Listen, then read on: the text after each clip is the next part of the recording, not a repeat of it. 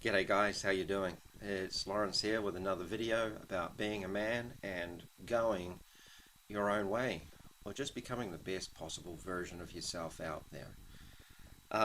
New announcement.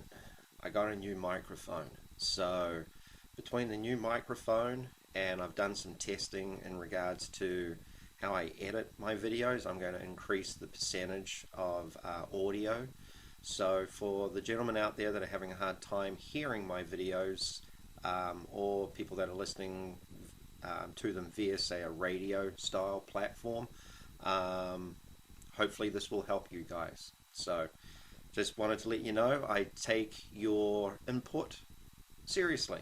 So thank you very much for the guys that have commented about getting better audio. So here it is. See how it works out. But anyway, the next subject, boys and girls, little boys and girls, just boys and girls, how they need their fathers. This comes from a number of comments that have been left in obviously the comment sections on some of the videos, and it's about men that are hoping or wishing to become a man going his own way but have children. And this is a subject I know very, very well because I have one daughter. She's doing extremely well in life. I couldn't be more proud of her. She's on her way to becoming an 18-year-old. And yeah, I'm very, very proud of the person that my daughter is becoming. Now, the interesting thing is my ex-wife has two children, two husbands, me being the second one. And the two daughters couldn't be polar opposites to each other. And the reason being is one daughter didn't have a father and one daughter did have a father. And the interesting thing is, before I really start getting into the nitty gritty of this subject, this is literally about any men that are thinking about going their own way. You need to stay in your children's lives. That's all there is to it. And the example I'm going to cite is my own personal experience with what I've seen with my own eyes, what I have personally experienced. So, without further ado, let's get into it. As I said, my ex-wife had two daughters to two different husbands. The first daughter has been through rehab. She's been a drug addict. She was a drug addict for about 12 years. She has been arrested for possession of narcotics and drugs and actually even done a short term in prison. She has been an absolute train wreck. And it's because of the fact that her mother left her father when she was around 7 or 8 years of age. And after about a year of the father trying to reconcile with his ex-wife, which is now my ex-wife, he just got fed up and he left. He moved to a completely different city in California, hundreds of miles away from his daughter. So the mother bounced around like a fart in a mitten, to say the least, until I showed up on the scene. Next, sucker. And so that poor girl never had a father figure in any way, shape, or form. Basically, the same thing happened between me and my ex-wife that happened with her first husband. My daughter was 4 years of age, and my ex was like, "I'm done," and she basically left. We came to an agreement between each other, but the interesting thing was after a year of trying to reconcile with my ex-wife, she tried to head for the hills, and that wasn't going to fucking happen. And I went through all sorts of BS to stay in my daughter's life. My ex-wife would stand in front of me and say, April needs a dad. She needs to have a father in her life. Okay, then why did you move out of this area? The stuff that my ex-wife did, she literally moved my daughter out of the county that we live in and moved to LA. Fortunately, that didn't work out, but she did everything. She's tried um, therapy, she's tried court systems, she's tried everything to get between me and my daughter. Like she, in regards to the court system, she pulled a fast one on me and actually got sole physical and legal custody over my daughter, which basically meant I didn't have a say in what happened with her. And that was the single biggest mistake that my ex-wife could have done, because it made me more determined to stay in my daughter's life.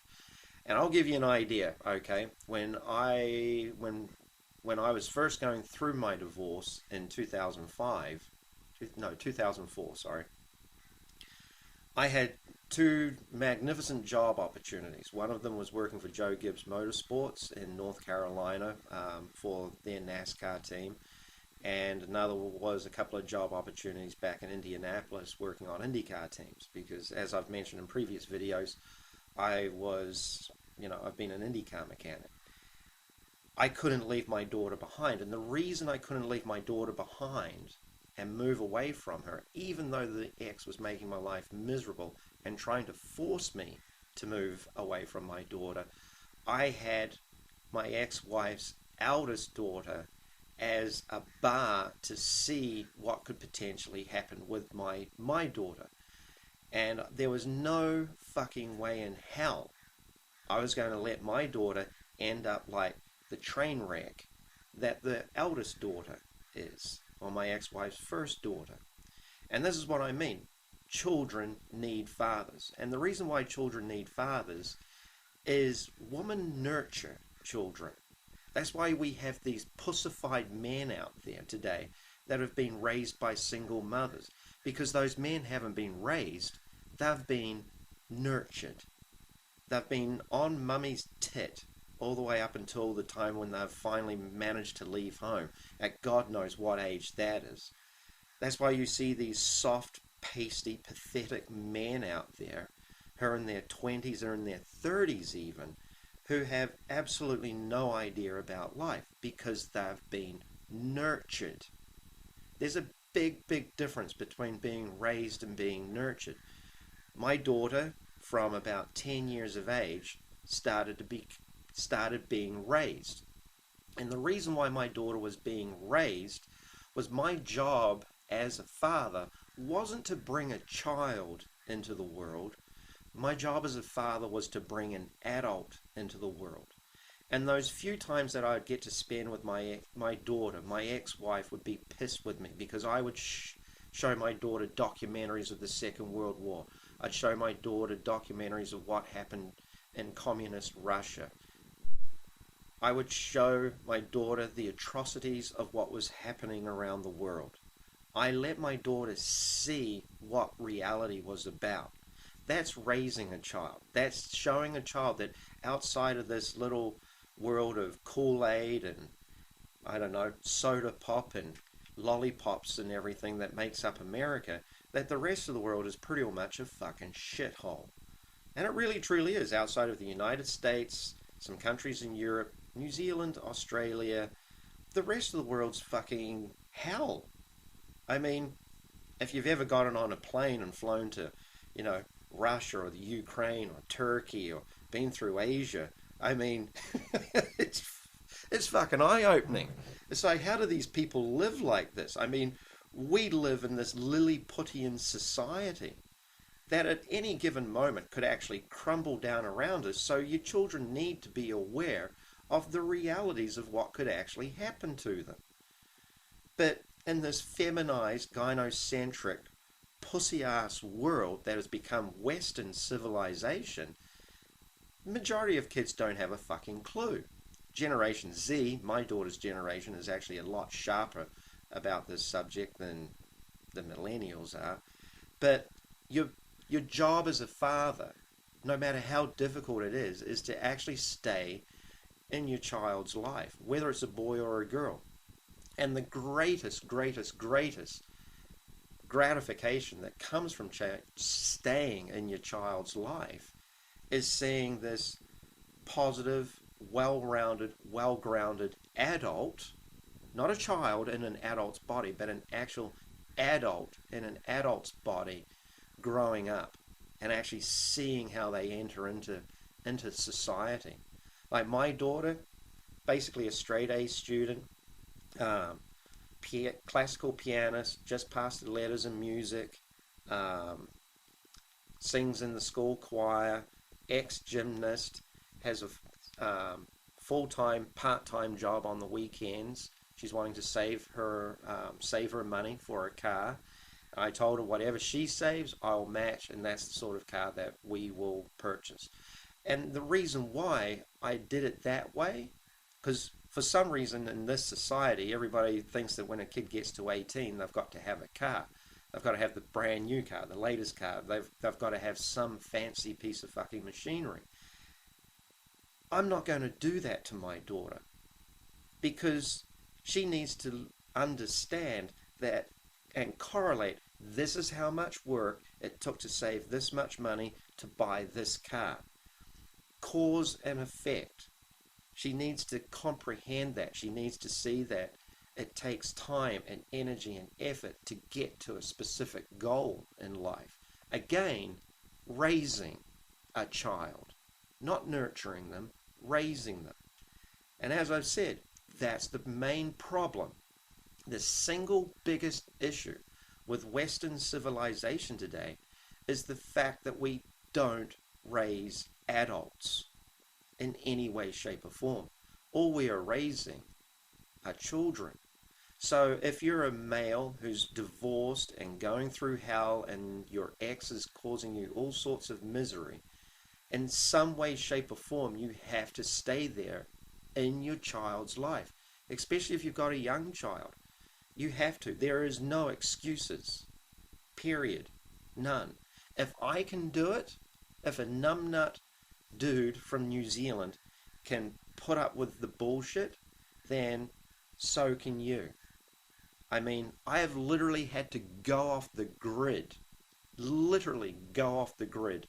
So I don't get fucked over.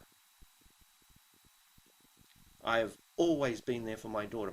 There has been times in my life where I barely got to see my daughter over the period of a year or more. But I would send her text messages and I would phone her and I'd let her know that I was there for her. If there's anything that she needed, I would be there for her. And what it taught my daughter is that there was this solid male figure in her life that stood like a fucking rock of Gibraltar. So no matter what went on, no matter what went down, no matter if the mother was in the middle of their street screaming her lungs out at me, I would literally walk across the street to the sheriff's house. There's literally a fucking sheriff that lives across the street from my ex-wife. And even though she's going rabid mad at me in the middle of the street for no reason at all, I'd get out of my car, walk across the street, and tell that sheriff that I am utilizing him as a witness so I don't have to talk to my ex-wife. Tell this woman to leave me alone or I'm going to press charges against her. And my daughter sees how I've handled that stuff. She sees what I've gone through and she sees how solid and how steady and how calm I've been for 14 years. She doesn't want to stay with her mother. She is so fucking fed up with her mother. She's fed up with her mother up to here. And I've seen this happen with many other men that are in my circle, where they've gone through divorces, the mothers have been absolute raging arseholes, bitches, cunts, and the moment their children have gotten to 18, they're like, we're done with mum. We want the fuck out of here. And they move in with their father. So, the moral of the story, guys, if you're a MGTOW or a man trying to go your own way and you've got kids in your life, your priority, above and beyond anything, is to stay in your child's life and raise an adult. Be the strongest man that you there's moments I never knew that I had the strength that I've got inside of me until I went through this 14 years of shit. I never knew I had that level of strength in me. Now it's like anybody wants to fuck with me, I laugh at them. I was physically strong. I could beat the shit out of somebody. but I didn't know how emotionally strong I was. And I tell you what, men can be fucking amazing role models. Amazing role models for their children. And trust me when I say this, your child is your legacy. If you want to change this world, you have to utilize your children. You have to teach your children. You have to raise your children. You have to show your children what's going on in the world openly and honestly. Not from a, raging, upset, angry heart or soul. You have to show them logically. You have to use this male logic and raise your children. And it will be the single greatest thing that you've ever done in your life, bar none. I look at my daughter today and I'm just like, literally, wow. I could not be more proud of her. And it's unspeakable how proud I am of her. So that's my video for this week. I hope it's helped some of you guys out. But in all honesty, boys and girls need fathers more than ever before. It's more important now than ever before for children, boys and girls, to have men in their lives. That's my video. If you like it, pound the like button, leave a comment below, and thank you all for watching. I'll talk to you later, guys. Cheers.